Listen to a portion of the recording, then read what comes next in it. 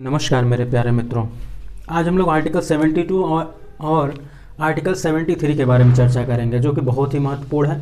हम लोग जैसा कि आर्टिकल 1 से लेकर के आर्टिकल 71 तक बात कर लिए हैं, आज हम लोग 72 और 73 के बारे में बात करेंगे जिसमें हम लोग ये समझेंगे कि क्या है 72 के अंतर्गत क्या क्या प्रावधान है, कैसे होता है, राष्ट्रपति की क्षमादान की शक्ति क्या होती है, ये क्षमादान कैसा क्षमादान होता है, क्या कोई कैदी है या जो अपराधी है, ये जो मुजरिम है, क्या वो तुरंत ही अगर अर्जी देता है, एक प्रोफार्मा देता है, क्या तुरंत उसे क्षमा मिल जाती है, यानी कि उसको जो सज़ा मिली है क्या उसे छुटकारा मिल जाता है। हम लोग इसके बारे में समझेंगे और साथ ही साथ इसमें क्या है संघ की कार्यपालिकी शक्ति का विस्तार क्या होता है, इसके बारे में हम लोग समझेंगे कि कब ऐसा होगा कि राज्य सूची के विषय पर जो है संसद कानून बनाने लगेगी। ये पावर किसके पास है कि ये पावर क्या करे, ये कार्य किसको सौंप दे, संसद को सौंप दे। हम लोग इसको भी समझेंगे।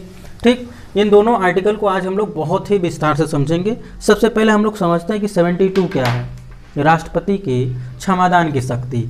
जैसा कि आप लोगों को पता होगा, राज्यपाल और राष्ट्रपति किसको राष्ट्रपति और राज्यपाल दोनों को क्या मिला है, क्षमादान की शक्ति मिला है। लेकिन दोनों में अंतर है। दोनों की अगर तुलनात्मक अध्ययन आप करेंगे तो राष्ट्रपति का जो क्षमादान की शक्ति का अधिकार है, शक्ति का जो अधिकार है, और राज्यपाल का जो क्षमादान की शक्ति का अधिकार, ये दोनों में डिफरेंस है। डिफरेंस कैसे है कि मृत्यु दंड अगर है, किसी व्यक्ति को मृत्यु दंड की सजा दी गई है, तो मृत्यु दंड को केवल यही क्षमा कर सकते हैं, या फिर उसे कारावास में, आजीवन कारावास में कन्वर्ट कर दे, या फिर उसे हमेशा के लिए छुट्टी दिला दें, या फिर उसकी कैद को या फिर उसकी सजा को खत्म कर दें। लेकिन राज्यपाल महोदय क्या करेंगे, मृत्यु दंड को छोड़ करके अन्य सारे दंड को क्या कर सकते हैं, ये क्षमा कर सकते हैं। लेकिन हम लोग ये भी समझेंगे कि ये प्रोसेस कैसे होता है। यदि कोई मुजरिम है, उसे मृत्यु दंड से या फिर कोई सज़ा उसे दी गई है, तो क्या वो राष्ट्रपति से सीधा जा करके वार्तालाप करता है, या फिर कोई उसमें प्रोसेस होती है, कोई चयन होता है, हम लोग उसके बारे में समझते हैं। ठीक, एकदम अज्यूम करके समझिएगा, एक कहानी के रूप में समझिएगा, आपको एकदम क्लियर हो जाएगा। क्योंकि जब आप 72 पढ़ेंगे तो आपको ऐसा लगेगा कि क्या ऐसे ही हो जाता है कि संघ के किसी भी न्यायालय में दिए गए दंड को राष्ट्रपति क्या कर देंगे, क्षमा या कम या उसकी प्रकृति को बदल सकते हैं। कैसे कर सकते हैं हम लोग समझते हैं। सबसे पहली बात ये होती कि अगर कोई व्यक्ति क्या हो, जेल में हो, बंदी सुधार गृह में हो, और उसको हम लोग एज्यूम कर रहे हैं कि उसे मृत्यु दंड दे दी गई है। क्या दे दी गई है, मृत्यु दंड दे दी गई है। आप बस उसी तरह समझिएगा जैसे मैं समझा रहा हूँ। ठीक, लेकिन ये जो व्यक्ति है जिसको मृत्यु दंड मिल गई है, ये क्या कर रहा है, ये अपना एक दलील रख रहा है कि मेरे छोटे छोटे बच्चे हैं और मेरे परिवार को सरवाइव करने के लिए, देखभाल करने के लिए, उनका पालन पोषण करने के लिए कोई और व्यक्ति नहीं है। हाँ, अगर आप मुझे इस सज़ा से अगर वो दिला देते, क्षमा दिला देते हैं, तो मैं क्या करूँगा, मैं सुधर जाऊँगा, मैं अपने परिवार में ही क्या करूँगा, अपने सारे कार्य का निर्वहन करूँगा, मैं ऐसा कदापि नहीं करूँगा जो अपराध मैंने किया है। तो ये एक प्रोफार्मा रहता है, एक फाइल रहती है, एक प्रकार से इस पर बनवाता है और ये अपने वकील को देता है, और ये वकील जो होंगे वो गृह मंत्रालय में भेजते हैं। कहाँ भेजते हैं, गृह मंत्रालय में भेजते हैं। गृह मंत्रालय में क्या होता है, गृह मंत्रालय इसकी जांच पड़ताल करता है कि क्या ये सच में ऐसा है कि यह व्यक्ति विशेष जो है इस कैटेगरी से या फिर इस सिचुएशन से गुजर रहा है कि उसके परिवार में कोई और कोई नहीं है जो पालन पोषण कर पाए इसके परिवार का। तो अगर ऐसा होता है, ऐसा पाया जाता है कि हाँ वो क्षमा का पात्र है, उसे क्षमा दिया जाना चाहिए, तो ये गृह मंत्रालय कहाँ जाता है, राष्ट्रपति भवन जाता है। राष्ट्रपति भवन जाने के बाद क्या होता है, तो राष्ट्रपति महोदय को क्या करता है, ये सिफारिश करता है। कौन, गृह मंत्रालय यानी गृह मंत्री। तो ये क्या करेंगे, राष्ट्रपति भवन में जाकर राष्ट्रपति से ये सिफारिश करेंगे, एक प्रकार से एक फाइल बनाएंगे कि हाँ ये जो व्यक्ति विशेष है जिसको दंड दिया गया है, इसके दंड को कम कर दिया जाए या फिर इसको मुक्त कर दिया जाए। कम करने का तात्पर्य है कि अगर उसे मृत्यु दंड दिया गया है तो उसे 10 साल 8 साल जो भी हो उसे कारावास दे दिया जाए। कहते हैं कि सश्रम कारावास दे दिया जाए, ठीक, कठोर कारावास दे दिया जाए, उसमें कन्वर्ट कर दिया जाए, परंतु उसे मृत्युदंड न दिया जाए, क्योंकि उसके परिवार का पालन पोषण करने के लिए इसके अलावा और कोई व्यक्ति नहीं है। तो अगर ऐसा होता है और राष्ट्रपति जी इनकी सहमति से क्या हो जाते हैं, इनकी सिफारिश से सहमत हो जाते हैं, तो वो क्या कर सकते हैं, उन्हें क्षमा कर सकते हैं या फिर उसकी सजा को बदल सकते हैं। बदलने का तात्पर्य होगा, अगर वो मृत्युदंड है तो उसे 10 साल का आजीवन 10 साल का सश्रम कारावास दे सकते हैं, सश्रम कारावास दे सकते हैं, यानी कि इसको कहा जाता है कठोर कारावास। यानी इनसे क्या किया जाएगा, खूब काम कराया जाएगा। ठीक, लेकिन ये मृत्युदंड के बजाय क्या कर दिया गया, 10 या 15 साल में कन्वर्ट कर दिया गया। ठीक, या फिर क्या कर सकता है ये, यानी कि राष्ट्रपति यहाँ पे क्या कर सकते हैं और इसे आजीवन कारावास में बदल सकते हैं। तो ये होती है लंबी प्रोसेस।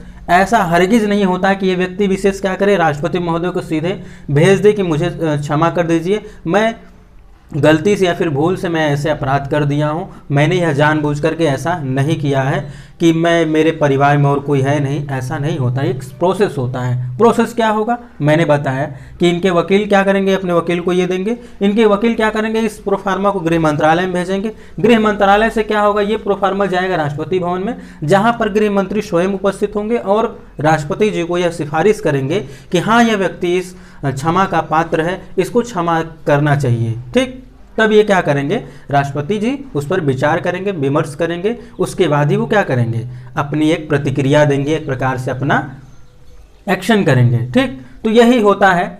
और सबसे बड़ा दान ही होता है क्षमा दान। कन्यादान तो अलग है, लेकिन हम लोग इस रूप में देखते हैं कि क्षमा दान, किसी को क्षमा कर देना, ये बहुत बड़ा दान है। जैसा कि हम लोग इसमें देख पा रहे हैं कि राष्ट्रपति महोदय को क्या मिला है, ये शक्ति मिली है, ये क्या कर सकते हैं, क्षमा कर सकते हैं। ठीक, तो ये हो गया 72 राष्ट्रपति की क्षमादान की शक्ति, कि अगर कोई व्यक्ति को कोई भी दंड मिला गया है संघीय न्यायालय, संघीय न्यायालय से क्या तात्पर्य होता है, जो संघ का न्यायालय होगा, अगर संघ की न्यायालय के किसी भी न्यायालय के द्वारा अगर किसी व्यक्ति को दंड दिया गया है, किसी भी व्यक्ति को दंड दिया गया है, तो राष्ट्रपति यदि चाहे, राष्ट्रपति देखिए प्रोसेस यही रहेगा, लेकिन यहाँ तक आने के बाद तो राष्ट्रपति ही चाह रहे हैं ना, यहाँ पर इनके पास सिफारिश आने के बाद तो राष्ट्रपति ही चाह रहे हैं ना। राष्ट्रपति यदि चाहें तो उसकी प्रकृति क्या कर सकते हैं, चेंज कर सकते हैं, उसे क्षमा कर सकते हैं उस दंड को, या फिर उसे कम कर सकते हैं। यदि उसे 15 साल का कारावास हुआ है, 15 साल का कारावास हुआ है, 15 वर्ष का कारावास हुआ है, तो क्या कर सकते हैं ये राष्ट्रपति महोदय, इनको क्या कर सकते हैं, 10 साल या 5 साल कारावास में कन्वर्ट कर सकते हैं। तो ये है आर्टिकल 72। अब आइए हम लोग समझते हैं आर्टिकल 73 क्या कह रहा है। आर्टिकल 73 भी बहुत मज़ेदार है। कैसे है, इसमें हो सकता है आपको थोड़ी बहुत कन्फ्यूजन होगी, लेकिन कन्फ्यूजन को आप मत रखिएगा, जो चीज़ें मैं बताऊंगा बस उसी को सुनते जाइए। संघ की कार्यपालिकी शक्ति संघ सूची के विषयों पर कार्य करती है। यानी संघ सूची का मतलब क्या होगा, हम लोग ने 3 सूचियों के बारे में चर्चा किया था, संघ सूची, राज्य सूची और समवर्ती सूची। संघ सूची के विषयों पर कानून कौन बनाता है, संसद बनाती है। और राज्य सूची पर कौन बनाता है, राज्य का विधानमंडल बनाता है। समवर्ती सूची पर कौन बनाता है, राज्य विधानमंडल और संसद दोनों बनाता है। अगर कोई ऐसा एक विषय पर दोनों लोग कानून बना दिए, कोई एक विषय पर दोनों लोग यानी संसद भी बना दे और राज्य का विधानमंडल भी बना दे, तो इस स्थिति में संसद के ही कानून को क्या माना जाएगा, मान्य माना जाएगा। ठीक, उसी को वैलिड माना जाएगा। तो यहाँ पे यही बात कही गई है कि संघ की कार्यपालिका यानी संसद को जो शक्ति मिली है वो संघ की सूची पर यानी संघ सूची के विषयों पर कार्य करती है, संघ सूची पर ही कार्य करेंगे। परंतु राष्ट्रपति को यह अधिकार है कि वह संघ की कार्यपालिका शक्ति में क्या कर दे, वृद्धि कर दे, यानी उनकी शक्ति में क्या कर दे, बढ़ा दे। क्या करे वो, वृद्धि कर दे, अधिक कर दे।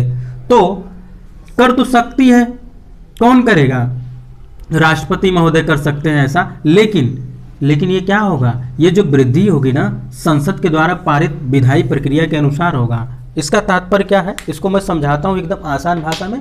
आप ये समझिएगा कि जो संघीय कार्यपालिका है उसको तो बस केवल संघ की सूची पर कार्य करने का अधिकार है, लेकिन अगर राष्ट्रपति चाहें तो उनकी जो ये संघ सूची पर जो कार्य करने की शक्ति है इसको बढ़ा सकते हैं, इसमें इजाफा कर सकते हैं, ठीक, बढ़ोतरी कर सकते हैं। परंतु ये जो बढ़ोतरी होगी ना ये कैसी होगी, संसद के द्वारा एक विधायी प्रक्रिया के द्वारा होगी, यानी कि एक प्रस्ताव लाया जाएगा जो संसद के द्वारा पारित होगा, उसके बाद ही उसमें क्या होगा, उनके कार्यों में, उनके अधिकारों में, उनके शक्तियों में क्या किया जाएगा, इजाफा किया जाएगा। किसके? संघ की कार्यपालिका में। ठीक, तो मित्रों आज हम लोगों ने आर्टिकल 70 टू 73 के बारे में चर्चा कर लिया है। अगर इसके बाद भी आपको कोई डाउट रह जाता है तो आप कमेंट बॉक्स में ज़रूर कमेंट करिएगा, मैं आपके उस डाउट को ज़रूर दूर करने का प्रयास करूँगा। मिलते हैं मित्रों नेक्स्ट वीडियो में, तब तक के लिए नमस्कार।